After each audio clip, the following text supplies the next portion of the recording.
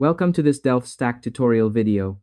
In today's video, I'm going to show you how to fix Call of Duty Black Ops 7 not launching, crashing, or showing a black screen on Xbox Game Pass for PC. Whether you're stuck on the loading screen or the game won't open at all, this simple step-by-step guide will help you get back in the action quickly. First, open your Xbox app and find Call of Duty Black Ops 7. Click the three dots next to the game and select Manage. Go to the Files tab and click Verify and Repair. Confirm and wait while the Xbox app repairs any corrupted game files.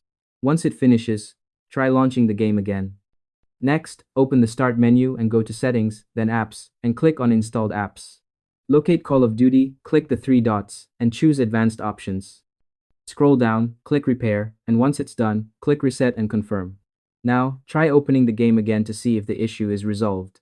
For the next step, in the Xbox app, click your profile picture at the top right and select Support.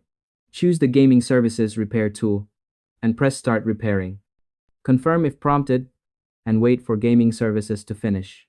This fix alone solves launch issues for many users.